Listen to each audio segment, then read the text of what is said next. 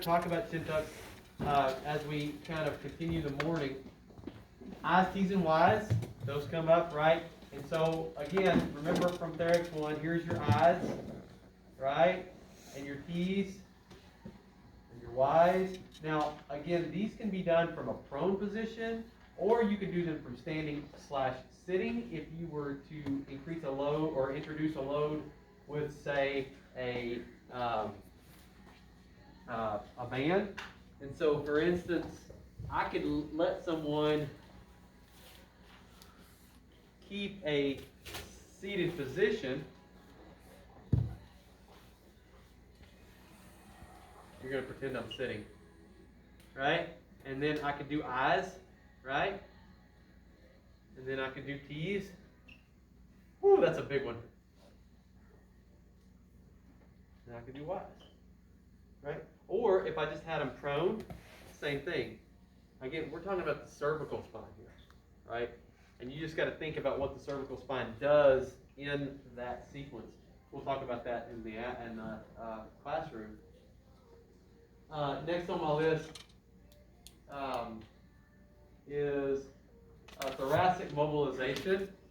So just tie those words together: thoracic and mobility. So we're stretching that. One of the go-tos is that prisoner stretch. And I don't know if you really would recall that being the name for it. We had a different name for it in Ther Ex 1. We just called it the pec minor stretch, right? But here it is, right? So you interlace your fingers behind your head, and then you stretch out. This is known as a prisoner stretch. And then if you lean into that right there, that really helps promote that thoracic mobility. Another one for thoracic mobility is the pec major stretch, or the door stretch. And what you're doing again is, remember, thoracic spine just doesn't have a large amount of motion, right? So you're only doing a little bit, but you're really pushing back against the kyphosis. What's next? Nanisa? Okay. So let's pause on this for just a minute. Diaphragmatic breathing. This comes in several different areas. Number one, it comes in for thoracic mobility, because we're going to go around. We very commonly get into this narrow-mindedness that the thoracic spine is just the spine. But remember, there are appendaging bones called the ribs that track every one of those thoracic vertebrae, right? And so we want that component to expand. And so we do that with a technique known as inhalation, right? Inhalation should be the diaphragm. If the diaphragm is weak from injury or sickness, then the accessory muscles come in, right, for inhalation. So that's where we see our upper traps, our scalenes, our pec major, all kind of coming into, right? But let's just talk about calm diaphragmatic breathing. Okay, so if you're standing, find a seat. What we want to do is we want to teach diaphragmatic breathing from this position right here.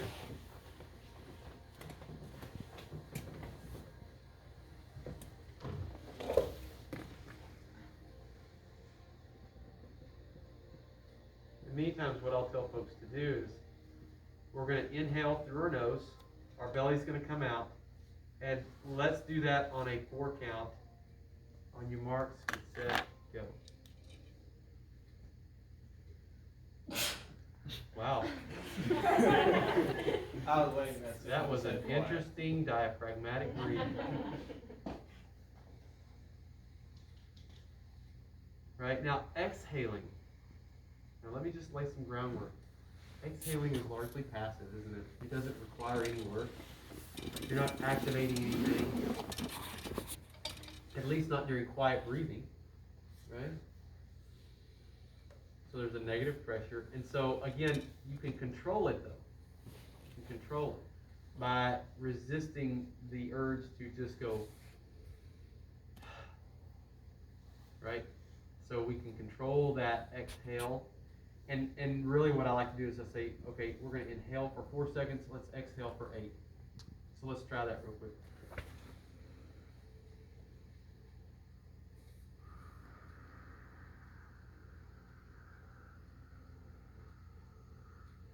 And what that does is that helps to really engage some of those muscles around that spine, right? And they're going to start slowing things down. They also learn how to exhale with effort. So if their effort takes longer than that, they start to learn how to exhale that whole effort out. And so again, that's patient education. We're talking about how to protect them against Valsalva maneuver, but also an adverse intrathecal pressure or intra-abdominal pressure that they don't know how to manage or manage too quickly, meaning like their effort takes longer than that exhale does, and so they lose that and they no longer have that intra-abdominal pressure built, and that's a precursor to injury as well. So that's another one. As you kind of get out in the world and you start practicing, you're going to probably stumble onto some aspects of breathing, and you know, the transverse abdominis and its involvement and all these different things, and really like teaching people how to protect their back and the appropriate breathing skills. But for the most part, we're going to kind of just depend on you knowing diaphragmatic breathing, inhalation, why it's used, those kind of things right there. What's next?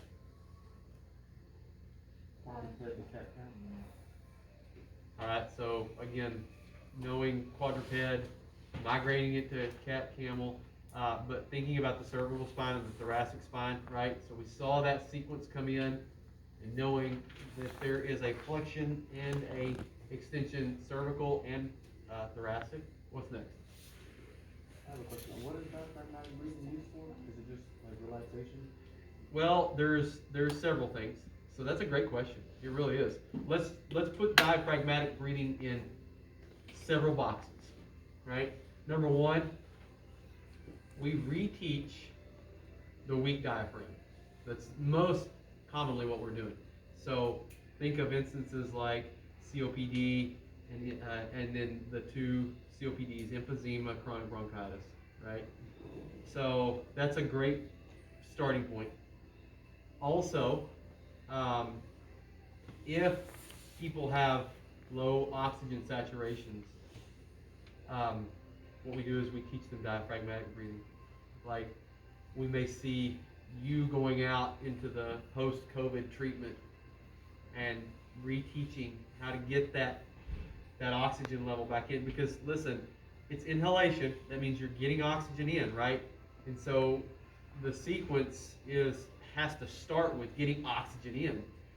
The diaphragm just gets weak because we stop using it. I mean, like, it falls in the same sequence as skeletal muscle, right?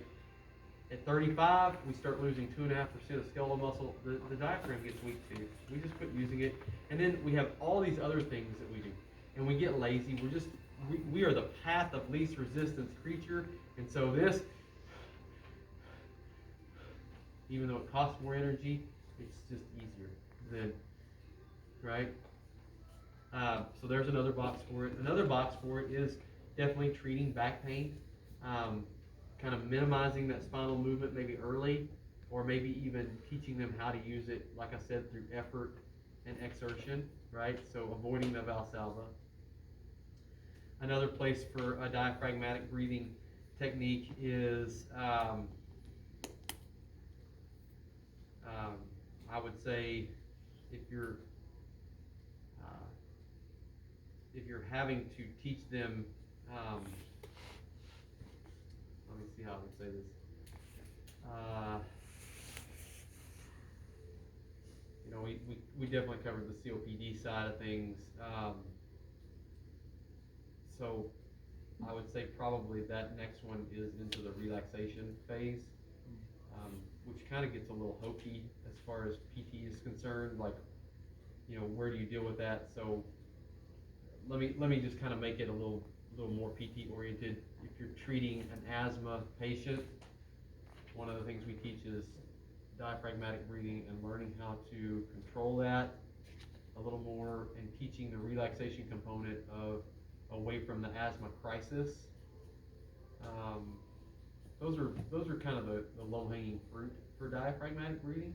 I know that Jerry will also teach it too, for some other things, but that's kind of my 2 cents. But always kind of look at it and say, okay, number one, I know diaphragmatic breathing is for inhalation. That's where I put it in first. And if they have weak inhalation, because they're sick or injured, that's where I put it in the next. And then, and that could be COPD all the way to back injury. And then, kind of the surmise of it is at that relaxation component, right? So when you sit down to take your licensure exam, you do some good diaphragmatic breathing. Kind of clear your head, make sure you're getting the right oxygen into that brain. Next on our list for cervical. Okay. All right. So the side plank really kind of comes in as another, that Guy McGill, he has a battery test, not battery like you charge a battery. He has a thing that you do for planking, and we'll look at it on Monday. But the side plank is just simply moving into that position right here, and then maintaining for whatever they can. Now, this one's kind of an interesting motion because it's engaging the side muscle, right? So when we do that, it can be done definitely from the ankle up. So you see my ankle is down. I always put my opposite foot in front, and then I stabilize like this, right? Or you could go to the knee, bend the knee, and come up. And that's a lot softer way. And we teach that right there in that moment, because that is a great segue into the final thing that we talked about this morning, and that's a lateral shift correction. Take a look at my guy in the screen right there. You look at him and you think he's just kind of standing sideways, kind of altered a little bit, maybe intentionally. This is one of those evidential things about low backs, specifically to the disc. If you herniate a disc, the book will tell us that you'll get a involuntary, very strong spasm that will take and shift you to open up that disc segment. And what happens is when you shift over, what you do is you close the space on the concave side and you open the space on the convex side, right? And so you will normally shift to the direction of herniation. And so think about it, put it in your mind's eye. The disc goes out posterolateral, and it lays on one of those nerve roots, and the body says, oh no, we got to do something. And so what it does is it shifts over. And the shift happens at the spinal column by muscles pulling away. So when you see that in the clinic, and you will see it eventually, there's a lot of PTs who just won't pick it up. They won't. You need to be able to see it and kind of notice that shoulder is definitely not in, right? So where do we see that? We may see that on a posture chart. Maybe if we bring down the plumb bob, right? That's where that posture evaluation or screening is so important. And so you pick it up and you see it. They come in and they tell you, yeah, my doctor sent me for therapy. You say, okay. And you can clearly see that shift. And maybe even on first, you're like, man, the person has a strong scoliosis. And you're not too far off, because this is sometimes in the literature talked about as an acute scoliosis. But acute meaning it will go away. What we know, though, is you're going to get nothing done until you first correct the shift. Let me say that again. You're going to get nothing done until you first correct the shift. I had a friend, this is back 2 or 3 years ago now. He calls me on a Saturday morning, and he says, I need your help. I said, what's going on? And he said, and this is kind of a common phrase for the layperson is, my back is out. I'm like, okay, so what'd you do? I don't know, but man, I was doing a lot of this and that yesterday, and woke up, man, my back's out this morning. I said, tell you what, I said, you meet me up for coffee? Yeah. Come on. So his wife actually drives him up to the door, and I meet him there, and I open my door, and I see him, and he basically like pours out of his car, like he's like this, and he's like walking along his car like this right here on the hood, and I said, stop. I mean, like I can see it. He is in a non-weight bearing bias. I can tell. I said, you stay right there. Ran in here, grabbed me a wheelchair, came back, got him, scooped him up, brought him in here, put him on that table over there. I said, all right, let's take a look. And this was like several minutes, like to get him in here. But as soon as I saw him, kind of where he would give me a picture of it, he had this going on. He had this big lateral shift, and it kind of flexes too. They shift and they flex. So it's that. And I said, okay, so what we got to do first is we got to take care of this, right? And what we did was I actually put him prone, and this is acute, so keep in mind what I'm about to say is very delicate. I put him on pre-mod, right? So come over real quick. Let's just kind of see what it is. What are you doing again? So, took me some electrodes, and I went pre-mod. Now pre-mod, that goes from this one to this one, right? You with me? So we were running a little current this way, and then I did this, and pre-mod. Pre-mod. Not IFC. IFC, that would have looked like this to this, right? We did pre-mod. So this, just working, getting that gate to close, right, shutting down that brain. And then, like, conventionally, I'm like, oh, let's put ice on it, you know? That's what they tell us, put ice on it. I gotta tell you something. You take ice and you put it on a low back, I mean, you think about this. People naturally kind of tense up anyways with ice, right? And this is kind of an area that I won't bend on. I didn't put ice on him. I went and got a hot pack. I put that hot pack on him. I needed this guy to relax. He had enough tension, and I knew that if I put ice on this guy, what I'm going to get is I'm going to drive him straight into a parasympathetic, or I'm sorry, a sympathetic response. And that he was already there. I didn't need to help with that. So I put the hot pack on him. I take the hot pack off, take the tins off, and I'm like, how you feeling? He's like, yeah, that felt pretty good. And it does. But you know what else feels pretty good is the fact that he's prone. Okay, so he got him a little bit of gravity to pull that disc out. I said, okay, let's take a look here. And after that, we were able to stand him just for a few moments.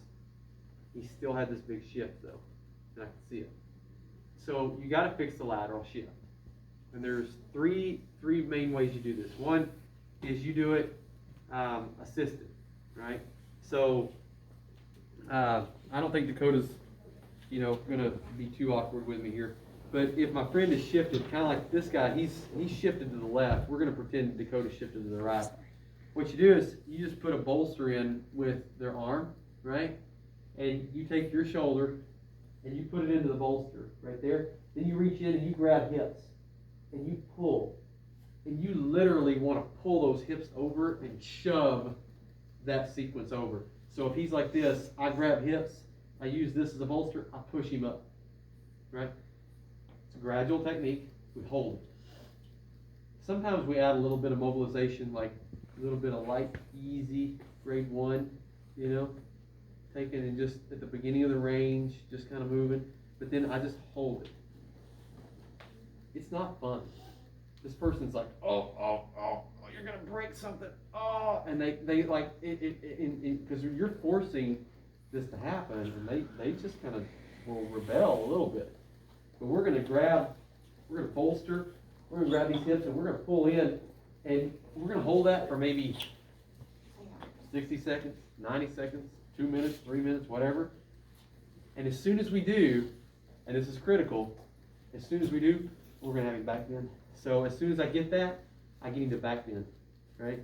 Because now I've got him straight, and I wanna maintain this as much as I can. So I'll back bend up, and we just repeat that. And so I'll just say, okay, just give me some easy back bends. Easy back. So you do the back bends after you get them to where they can stay up and down? Immediately after the lateral shift, because what you'll notice is you'll do this shift correction, and they'll be straight. Now, is Like, it like you'll a force fast, it. or you're just like pushing them in, or is it like you get here and you just lean into it, you know? It's slow. Okay. It's an easy, gradual thing. You pull, right? There's another technique. Nope, we're just over here talking. Okay. It's another technique that's not assisted that you teach them how to do, and it's the same sequence. They bolster here, and they lean up against. And I'm gonna stand up on this this is demonstrative only. But they get against the wall. They take their hand and they push in. Same thing, super slow, super easy, and they just hold it. Now listen, they're not gonna like this. They're gonna be crying and just, oh, this is just too much, blah, blah, blah. It hurts, it hurts, it hurts, it hurts. It does. So you go slow and easy, right? Right? Slow and easy. And once they can get down and look in a mirror, they have to look in a mirror because they need visual feedback, right? Puts hands, they've got to repeat the back ends. Because it's quick, right? I mean, I'm not saying that prone press-ups wouldn't be equally effective, and here in a minute we're going to show you those, but this is quick, right? Now, you got a question? Is there anything you need to watch out for so like you don't cause more damage? If they have a peripheralization. If they have that lateral shift, you've got to correct it. It's like them walking in with a dislocated shoulder.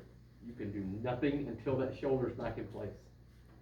It has to happen. Is there any reason that wouldn't correct it? Sometimes you'll see it because the intervention wasn't done correctly, where you're pushing and it's possible that you were a little apprehensive and you never got quite enough force to get it done. Most of the time, what you'll see is they'll shift back over, and then within moments you'll start to see them come back. Right? So you have to do it, and then you have to get this in, because bad news is they're going to fall back into this. It's going to be a little bit of flexion and shift. Yes. Is this indicated or contraindicated for lumbar traction? What do you mean? Like, would you use lumbar traction on this, yes or no? Okay, yes, I would. If they show up like that, they've got a disc issue or they've got scoliosis. And so you've ruled out the scoliosis or ruled it in, right? You said, oh, hey, do you have scoliosis? If they say, yeah, you're like, okay, I'm not going to try to fix that, right? But if they're like, I'm here, and all like, and you're like, do you always stand kind of, over? And they're like, no, brand new. Like I look in the mirror and I'm like way over here and I'm like, what the heck, right? And by the way, it hurts me to stand up too long because that's just what they'll say. You can't start anything until you get this shifted up or shifted back. You have to fix that first. Is this like a one time a day until you fix it, or what? This is like as many times throughout the day as it takes to keep you from having symptoms. Could you like give them that wall demonstration you showed us like as a home exercise? You get the gold star for the day. Yes, that's exactly what you do. You show them how to do it on the wall. That's their independent way of doing it. So there's independent standing, and that's the wall technique, right? You just take whatever side they're leaning to, okay? You bolster, push. Whatever they do is just kind of indicated to what they need. Like, if they kinda can feel it relax and let up within 30 seconds, tell them to do it for 30 seconds. If they need it for a minute, 2 minutes, whatever, they'll feel it. This is really hard for you to understand if you've never had this. I've had it. My friend Jesse, he had it. I mean, he came in here looking like this. We did this. We did this. It's the key is they have to get that back bend. So in the HEP side, the wall and then this right here, you're like bam bam, real quick, right? And then all of a sudden they feel better. And then you can bring in some other things. And that's what we did. We taught him cat camel and bird dogs and pelvic tilts, and the guy was fine, totally fine in a week. Is there a minimum of how many back bends you have to do, or? 1 million. I'd say maybe that. Right. You know, I mean, you just want to do, 10, 20, just to kind of get that motion in, because here's what's going to happen. Regardless, if they're acute, they're going to fall back into that probably within 30 to 40 minutes anyways, so they're going to want to repeat it. So there's no minimum, Right. no maximum, just tell them to do it to where they're kind of like, oh yeah, it feels better. And that's literally what they're going to say. They're going to say, oh man, that feels better, right? Because they've broken the spasm, they've equalized kind of the spinal column, and it feels better. If it's like a really big person, could you lay him down and then that would be fine too? Okay, so the other side is the independent lying. What we want to do is we want to get them into a side plank position, right? And that's something that they can do. That's why we teach you how to do it off the knees, right? But possibly arm up, which works the same. If their arm is here in a side plank, and then they don't have to do anything. Gravity alone will pull it down. And then they roll over and they do some back bends from prone press up. We gotta get out of here. Bill's trying to get in.